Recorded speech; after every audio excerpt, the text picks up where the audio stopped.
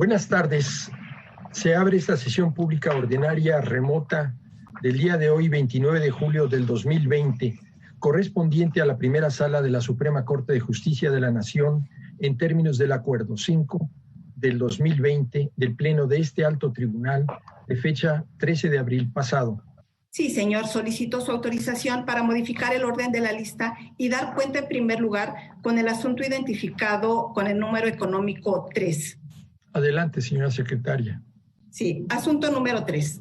Amparo en revisión 636/2019, cuyos datos de identificación se omiten al estar considerados como sensibles. El proyecto propone: primero, se confirma, aunque por diversas consideraciones, la sentencia recurrida. Segundo, la Justicia de la Unión ampara y protege a Justicia, Derechos Humanos y Género, Asociación Civil, Colectivo Aquelarre, Asociación Civil, y Colectivo Feminista de Jalapa, Asociación Civil, por conducto de sus representantes legales en contra de las autoridades responsables y por los actos reclamados señalados en esta ejecutoria. Tercero, queda sin materia la revisión adhesiva. Secretaria, tome la votación, por favor. Sí, señor. Señora ministra Piña Hernández. Yo en este caso voy a votar en contra del proyecto por las siguientes razones. El proyecto parte de que se reclama una omisión legislativa relacionada con la interrupción legal del embarazo. Sin embargo, esta situación, estos supuestos, sí está regulado en ese estado con un sistema de causales. En realidad, no se pretende reclamar una omisión legislativa propiamente, sino que la regulación respectiva es discriminatoria porque no incluye una causal que, según afirma la quejosa, daría lugar a permitir la interrupción del embarazo en estadios tempranos. Es decir, lo que en realidad se estaría reclamando es la omisión del aborto en ese supuesto por las normas positivas del Estado en cuestión. De lo anterior yo estoy advirtiendo diversas situaciones, pero de carácter procesal, pero en cuanto al estudio que realiza el proyecto, el juicio de amparo, hasta dónde podemos conceder el amparo en contra de normas positivas que no han sido reclamados. Y parto yo de que no es propiamente una omisión. Es lo que se está reclamando por parte de la quejosa son normas positivas que ponen el aborto en el supuesto en que a su juicio debería estar permitido. El proyecto sostiene que hay una omisión legislativa a partir de normas genéricas que prohíben la discriminación. Esto no lo comparto y no podría dar lugar a la existencia de una omisión legislativa como tal, so pena de colapsar todo el concepto de omisiones establecido por esta Suprema Corte de Justicia de la Nación. Según la doctrina de la Sala y del Pleno, hay una omisión legislativa cuando hay un mandato constitucional o legal específico de legislar en un determinado sentido y en un determinado plazo. Esto ha sido criterio de la Sala y del Pleno de esta Suprema Corte. Es decir, las autoridades tienen obligación de legislar al existir un mandato específico de hacerlo en ese sentido y con un contenido normativo específico en un plazo determinado. Esto lo vimos en la sala específicamente cuando se analizó la omisión legislativa de ejercicio obligatorio. En el caso, no hay un mandato específico que obligue al legislador a realizar esa labor de manera específica. Lo que hay son normas constitucionales y convencionales que de manera genérica prohíben la discriminación tanto a las autoridades legislativas como a las demás. Si partimos del criterio de que la existencia de que existe esa omisión, pues cualquier norma jurídica argumentando que es una omisión legislativa por ejemplo, de emitir normas claras o de emitir normas que respeten tal o cual principio, se burlaría el sistema de control constitucional para combatir precisamente normas generales positivas, pues el concepto de omisión legislativa habría colapsado, equivaldría simplemente a omisión de emitir normas que respeten los contenidos constitucionales y convencionales, es decir, a la emisión de normas positivas inconstitucionales. Por lo tanto, si se parte de cómo se plantea el asunto, lo que podría existir son normas supuestamente inconstitucionales, y digo supuestamente porque no se está analizando la regularidad de estas normas, e incluso si se enderezara procesalmente el asunto en este sentido, ni siquiera la relación procesal está bien determinada porque no se llamó a las autoridades que emitieron esas normas.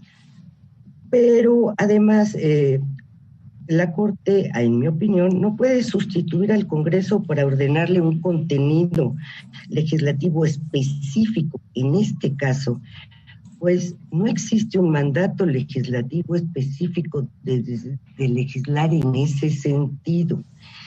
Pero incluso si lo hubiera, la forma de regular esta situación es algo que corresponde en principio a la discrecionalidad legislativa. Solo se podría ordenarle que legislara, pero no imponerle una regulación específica.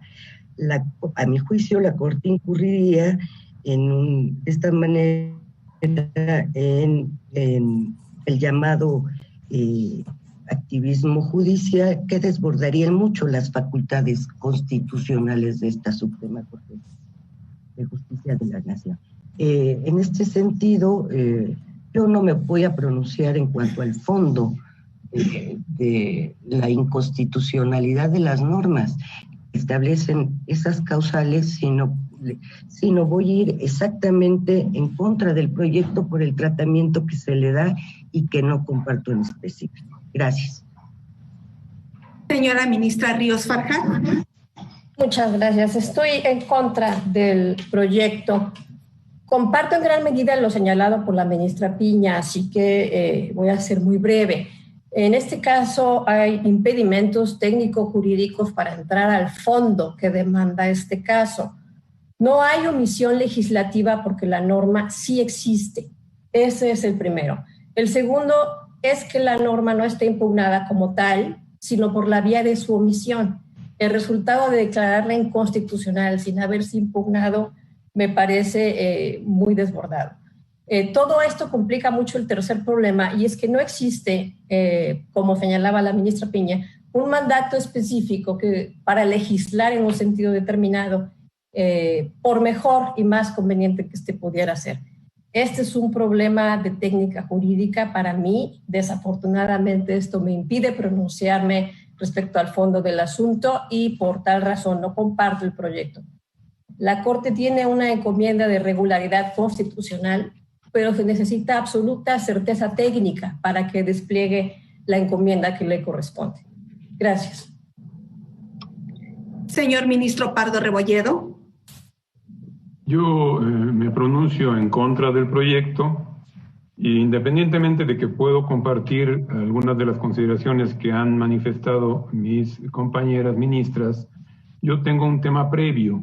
En congruencia con el voto que emití en el amparo en revisión 1359/2015, desde mi punto de vista, en este caso, se actualiza una causal de improcedencia en el juicio de amparo. Así es que mi voto sería en contra del proyecto y por el sobreseimiento del juicio de amparo. Gracias. Señor ministro Gutiérrez Ortiz Mena. En el mismo sentido que ya expresó la ministra Piña Hernández y la ministra Ríos Farjat, con consideraciones muy similares, que ya no voy a repetir en este momento, yo también estaría en contra del proyecto que se nos presenta el día de hoy. Sí, señor. Señor ministro González Alcántara Carranca. Por el proyecto. Señor ministro presidente, le informo que hay 4 votos en contra de la propuesta. Muchas gracias. Ministras, ministros, respetuosamente no comparto la determinación de que el asunto no sea procedente. En primer lugar, estimo que la legislación aplicable permite que sean reclamables en amparo omisiones legislativas. En efecto, esta primera sala cuenta con precedentes al respecto.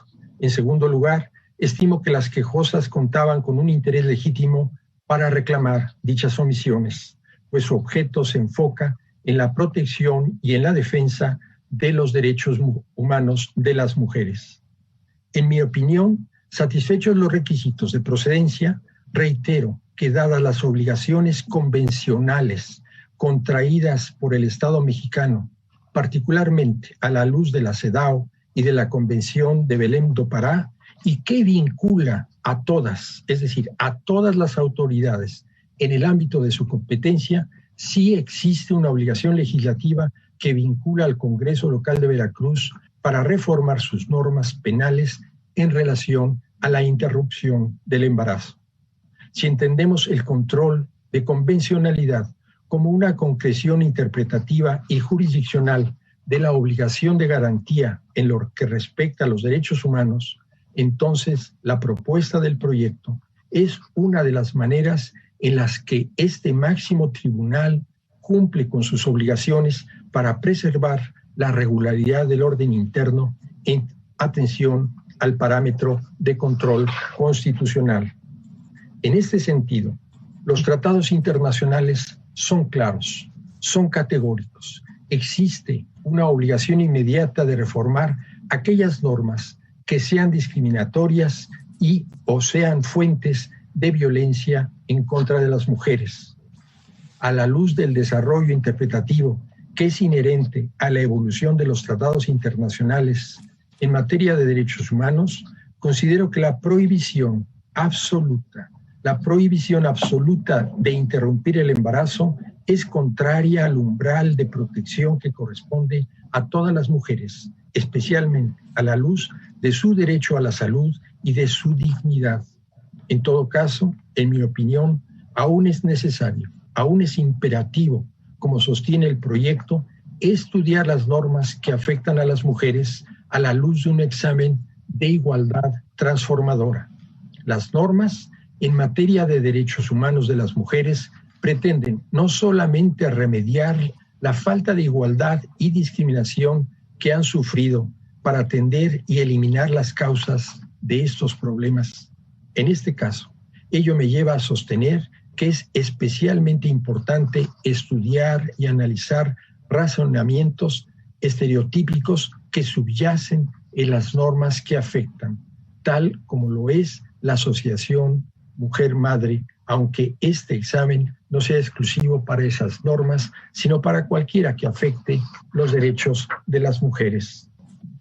Tomando en cuenta la votación, se desecha el proyecto por mayoría de 4 votos y se instruye a la Secretaría de Acuerdos de esta primera sala para que realice los trámites necesarios a fin de que se retorne este asunto a alguno de los ministros o ministras integrantes de la mayoría.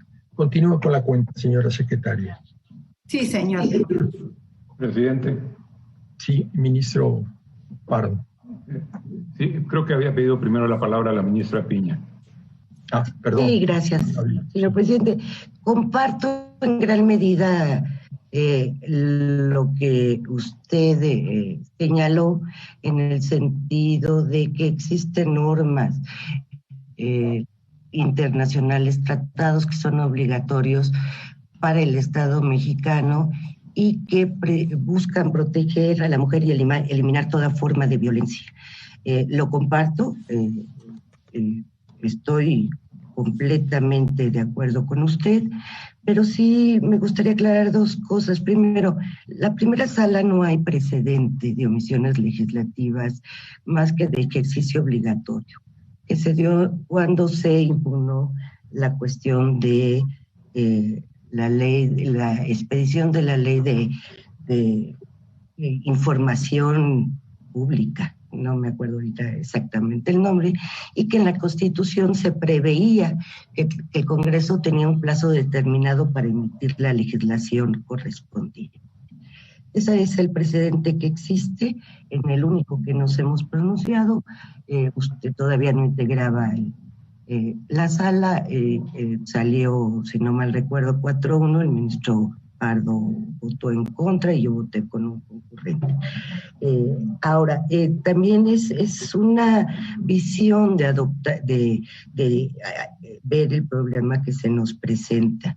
No, y como siempre yo lo he dicho, no es que se esté tomando una decisión en cuanto al fondo en este punto, ni que no se comparta la protección de la mujer, el eliminar todas las formas de violencia, sino en el caso concreto es analizar el asunto en sí mismo considerado y son posiciones diferentes en cuanto a que si existe una obligación de legislar en determinado sentido, entonces se está planteando como una omisión legislativa. Sí existe una legislación, esa legislación sí existe. Podríamos pensar que las normas son inconstitucionales, pero la legislación existe. Y tan es así que prevé diversas causales. Esas causales podríamos nosotros decir que al margen de que las causales en sí mismas sean constitucionales, podría incluir otras causales. Sí, pero entonces tendríamos que analizar la norma y derivado precisamente de un acto de aplicación en perjuicio de la quejosa, porque no nos debemos olvidar que estamos en un juicio de amparo. Y como jueces constitucionales también es nuestra obligación. La primera es respetar nuestras facultades y nuestras competencias para actuar en la vía que nos corresponda. Comparto en mucho lo que usted expresó, señor ministro presidente, pero por eso yo voté en contra del proyecto derivado de las razones que ya había expresado. Gracias, presidente. Ministro Pardo, le escuchamos. Gracias, señor presidente. Yo quiero también aclarar que mi voto por la improcedencia en este juicio de amparo indirecto no implica ningún pronunciamiento en relación con los temas tan trascendentes, sensibles e importantes a los que usted se ha referido. Mi voto por la improcedencia significa que no emito ninguna consideración ni a favor ni en contra en relación con los temas que se tocan de fondo. Gracias, señor presidente.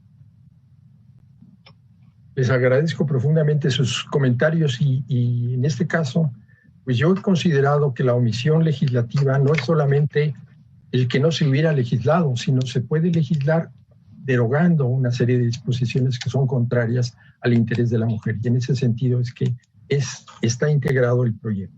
Pero continuamos con la cuenta, por favor, señora secretaria.